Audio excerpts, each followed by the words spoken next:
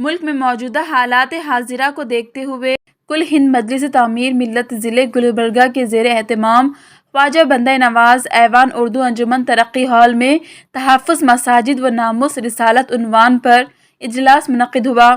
اس موقع پر شہر کے مقامی قانون داں اور سماجی ملی مذہبی اسکالرز نے مساجدوں کے مسائل اور مساجد کے تحفظ کے لیے اپنے علاقوں کی مساجدوں کی حفاظت کرنے، مساجدوں کو آباد رکھنے کے لیے زور دیا گیا۔ بیورو رپورٹ، آپ کی آواز۔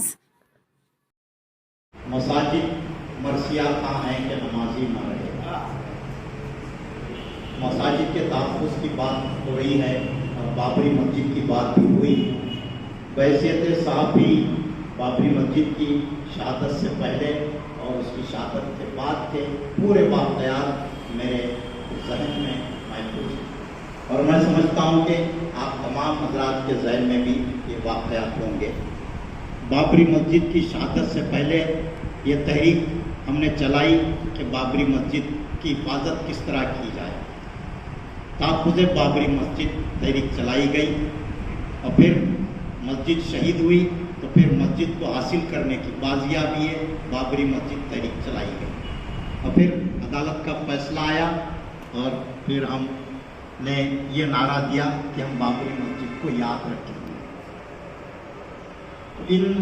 مجھے ان تینوں نعروں کے درمیان یہ سوال میرے ذہن میں ہمیشہ کھٹکتا ہے کہ ہم نے بابری مسجد کی حفاظت کے لیے کیا کیا، پھر بابری مسجد کی بازیابی کے لیے ہم نے کیا کیا، پھر عدالت کا فیصلہ آنے کے بعد ہم نے کیا کیا۔ اس کا ہر کسی کو جائزہ لینے کی ضرورت ہے۔ آج کا اجلاس اسی مقصد کے لیے رکھا گیا۔ بابری مسجد ایک شہید ہوئی، اس کے بعد سے 2 سال قبل اس کا فیصلہ آیا۔ یہ مسلمانوں نے بہترین فیصلہ لیا۔ وہ فیصلہ یہ تھا کہ خاموش اختیار کرتے ہوئے بہترین انداز میں نظم و ضبط کے ساتھ اسلام کو ماننے والی قوم نے ہمارے برادران وطن کو یہ میسج دیا کہ ہم تشدد پسند نہیں ہیں۔ عدالت، میں نے بھی کئی دفعہ یہ بات کی، عدالت کا ماننا یہ ہے آرکیولوجیکل سروے آف انڈیا کا ریکارڈ نکالنے کے بعد یہ معلوم ہوا کہ یہاں پر مندر نہیں تھی۔ عدالت یہ بھی مانتی ہے کہ 150 سال نماز ہوئی، اس کے باوجود بھی عدالت، جبکہ شواہد موجود ہیں، عدالت یہ طرف یہ کہتی ہے کہ یہاں پر مسجد تھی، یہاں پر کوئی مندر نہیں تھی اور یہاں پر 150 سال نماز بھی پڑھی چکی ہے۔ اس کے بعد عدالت کا ماننا یہ بھی ہے عقیدے کی بنیاد پر، فیض کی بنیاد پر فیصلہ دیا گیا۔ یہ عدالت میں یہ عقیدہ فیض کی کوئی اہمیت نہیں ہے۔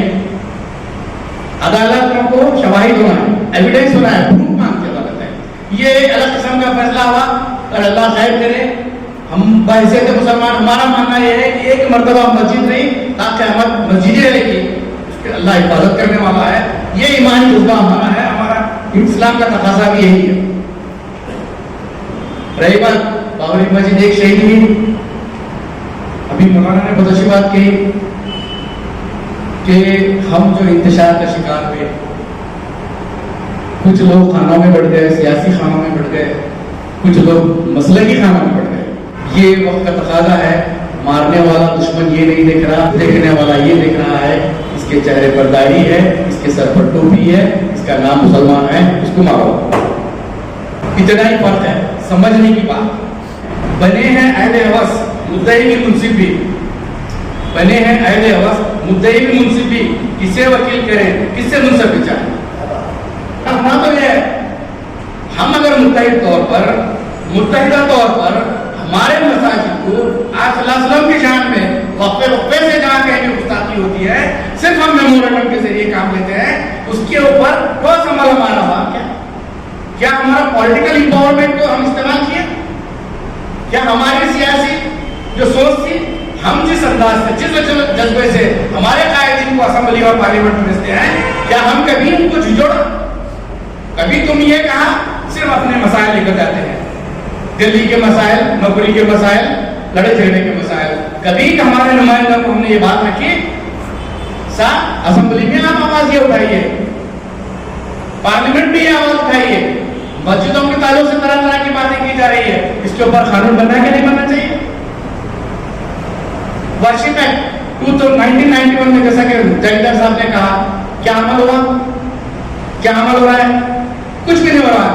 कानून वहां बनता है, हम यहाँ बैठते हैं, हमारी बात वहां तक, उसके बाद हमारी आवाज यहाँ तक पहुंचती है। और हर मस्जिद जो अल्लाह की इबादत के लिए खास कर दी गई, उस दिन से जिस दिन वक्त कर दी गई और उस पर नमाज पढ़ ली गई एक बार, तो क़यामत की सुबह तक, बल्कि क़यामत के आने के बाद भी वो मस्जिद रहेंगी और उन्हें जन्नत में मिला दिया जाएगा।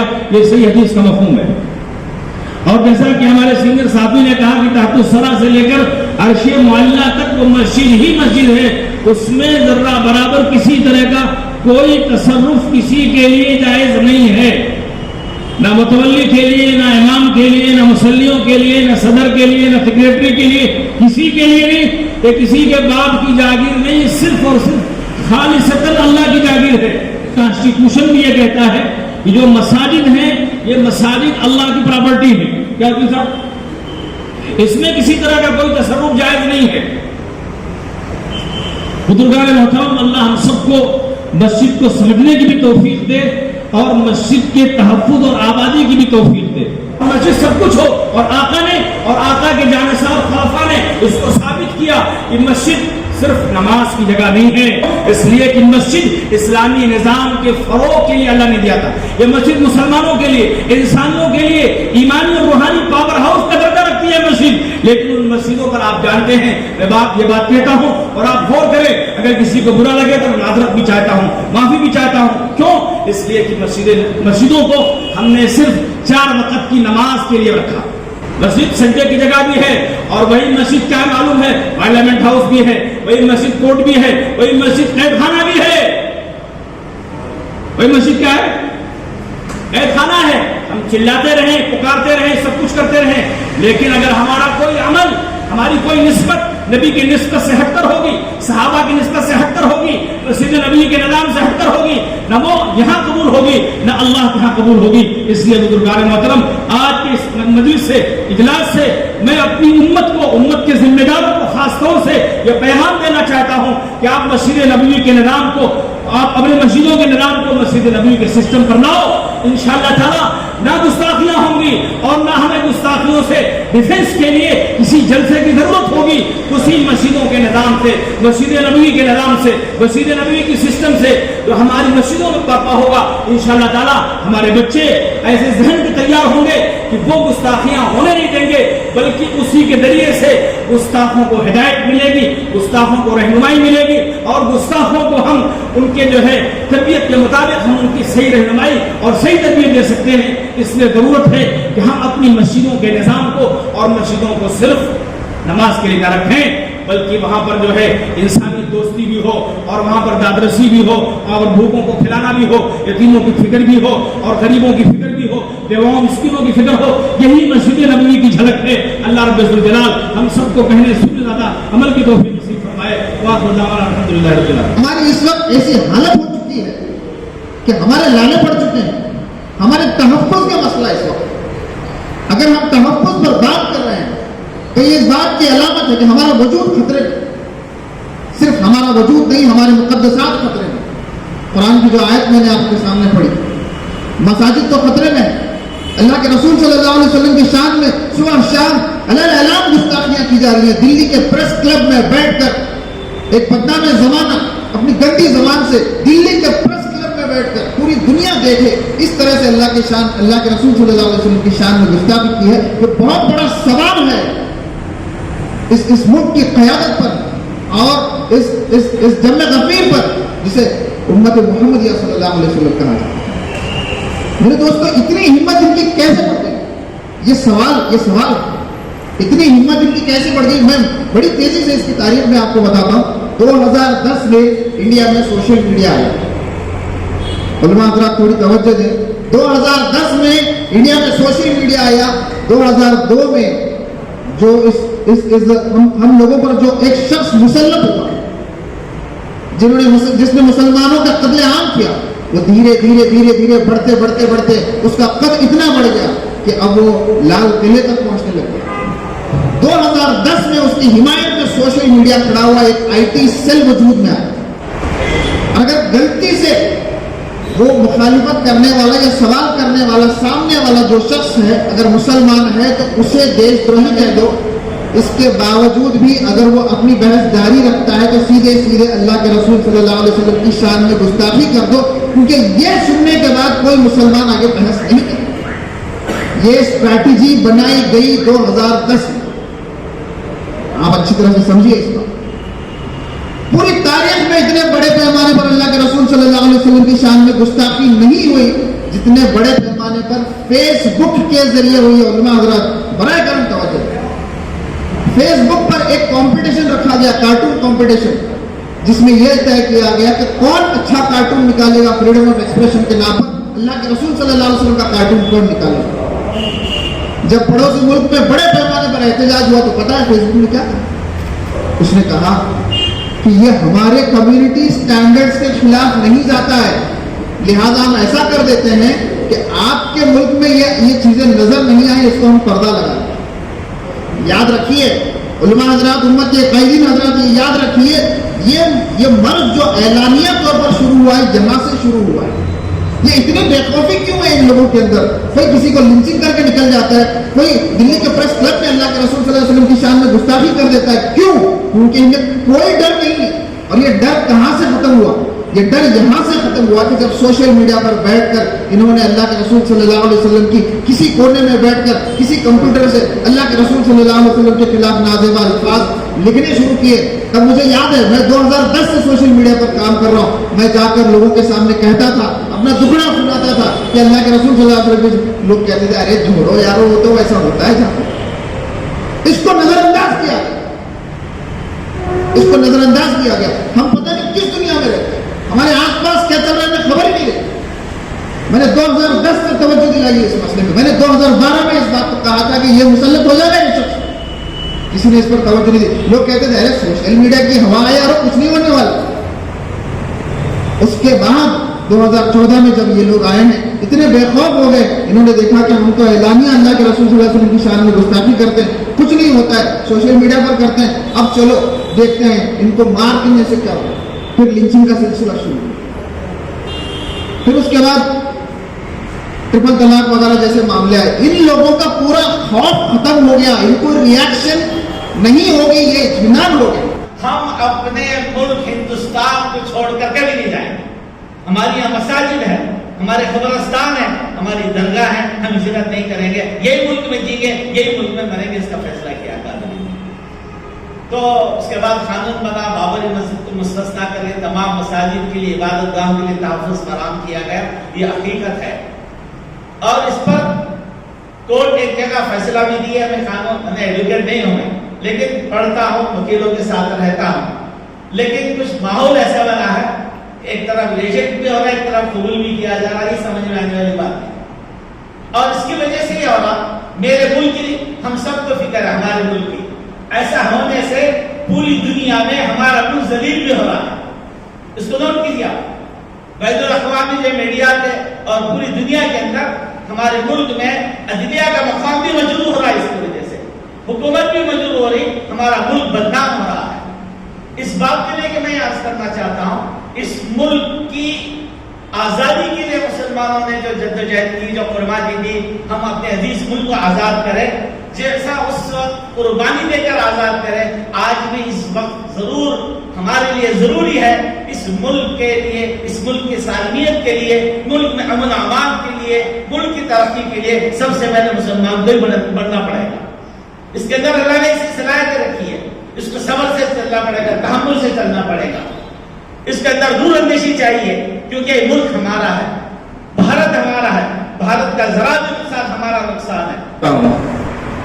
کہ کانگریس پارٹی اتنا تو کام کری کہ 1991 میں جو قانون پاس کری, protection of place of worship special provision 1991, اس میں کیا تھا کہ 3000 مسجدوں کا ڈسپیوٹ چالو ہو رہا تھا. وہ کانگریس گورنمنٹ کو معلوم ہوتا, اور بابری مسجد کا تو مسئلہ چل رہا تھا, تو وہ ذہن میں تھی باتیں. تو انہوں جو ایکٹ نکالے, وہ جو ایکٹ ترمیم میں لائے, वो था कि बाबरी मस्जिद का डिस्प्यूट छोड़ दो, एक रहने दो उसके बारे में, लेकिन बाकी के मसाजिदों को, रिलीजियस प्लेसेस को कभी डिस्टर्ब नहीं करना, कहीं भी प्लेसेस को जो है कोई अल्टरेशन नहीं करना। तो वो लिहाज से अगर करे तो जो है कानूनी तरीके से उनको पनिशमेंट रखा गया। उसमें दो बात साफ रखे गए कि वो 15 अगस्त 1947 के बाद जितने भी रिलीजियस मॉन्यूमेंट्स हैं, वो रिलीजियस मॉन्यूमेंट्स को जो है कोई क्लेम नहीं करेंगे, कोई सिविल सूट नहीं रहेगा, कोई अपील नहीं रहेंगे, कोई प्रोसीडिंग्स नहीं चलेंगे। दूसरी परेशानी आज जो मैं बताने जा रहा हूं वो ये है कि जो एक्ट जो 1991 नरसिम्हा राव साहब करे थे, ये एक्ट 1991 का एक्ट, उसको चैलेंज करने के लिए सुप्रीम कोर्ट में ऑलरेडी जो है पिटीशंस पेंडिंग है। रिसेंटली जो पेपर में आया वो हरिनाथ बोल के वो एमपी भी जो है चैलेंज कर रहा है। तो उनका कहना है कि सेक्शन 4 को जो है डिलीट कर दो। सेक्शन 4 अगर डिलीट हो गया तो जितने हमारे डिस्प्यूटेड प्लेसेस हैं, जितने हमारे डिस्प्यूटेड मंदिर हैं, उनको जो है हम वापस लेने की पूरी कोशिश करेंगे। सुप्रीम कोर्ट ने भी बाबरी मस्जिद का जो फैसला सुप्रीम कोर्ट सुना है, उस फैसले में भी जो है सुप्रीम कोर्ट इस बात का जिक्र करे कि जो है प्लेस ऑफ वर्शिप एक्ट 1991 का ख्याल रखते हुए सिर्फ इसी मस्जिद का एक डिस्प्यूट हम खत्म करेंगे, बाकी के जो भी डिस्प्यूट रहेंगे उसका कोई कोर्ट में जो है या अपील बोलिए, सूट बोलिए, नहीं फाइल कर सकते। सेंट्रल गवर्नमेंट में भी ये बात माने है कि बाबरी मस्जिद का होने के बाद हम किसी मसाजिदों के लिए हम अपना क्लेम नहीं करेंगे। लेकिन आप जो नए चीजें शुरू हो गया मैं बताया, सोचेंगे कि मस्जिदें अपने आप में रुकेंगे, खुदा जो है अपने मस्जिदों को जो है संभालेगा, ये जो बोल के हम बैठ रहे हैं, उन चीजों को जो है कभी ये नहीं होने वाली और हमेशा के लिए हमारे जिल्लत की जिंदगी गुजारना पड़ता है। आने वालों के लिए तो इससे बदतरीन जिंदगी रहेगी, क्योंकि वो लोगों को जो है हम कोई सबक ऐसा नहीं बता रहा है कि भाई आप एजुकेट गवर्नमेंट के खिलाफ किस तरीके से करें। इन चीजों का ख्याल करना जरूरी है। इजलास मुनक्किद हुआ जिसमें शहर के मौजूद उलमाए किराम और दानिशवर हज़रात ने शिरकत की और बहुत ही अहम सुलगते हुए मसाइल पर सैर से गुफ्तगू हुई और कई एक जो है ना इसमें मशवरे भी सामने आए हैं कि मस्जिदों में कहा सबसे पहले मुसलमान अपने अमल के साथ, यानी हम मस्जिदों का आबाद करते हुए करें ताकि जो है ना दुश्मनान इस्लाम को मस्जिदों को गज़ब करने का मौका न मिले। और साथ ही साथ नामूस रिसालत सल्लल्लाहु के ताल्लुक़ से जो बातें आई सामने, तकरीबन उलमा इकराम ने यही बात दोहराई कि सबसे पहले हमको आप वसल्लम की सुन्नतों पर अमल करते हुए आप वसल्लम की सीरत का पैगाम गैर मुस्लिमों तक पहुँचाने की ज़रूरत है। जब तक गैर मुस्लिम इस पैगाम से वाकिफ़ नहीं होंगे, इस किस्म की हरकतें होती रहेंगी। हमारी जिम्मेदारी है कि हम आप वसल्लम की सीरत के पैगाम को लोगों तक पहुँचाएँ और उनको समझाएँ कि आप वसल्लम सिर्फ मुसलमानों के लिए नहीं, तमाम बनी इंसानों के लिए रहमत बनाए के भेजे गए हैं। इसीलिए आप वसल्लम जो रोल मॉडल है, तमाम इंसानों के लिए रोल मॉडल है। तमाम इंसानों को आप वसल्लम की ज़िंदगी से सबक लेना चाहिए और इनकी ज़िंदगी से इनकी के ऊपर अमल करते हुए अपनी दुनिया और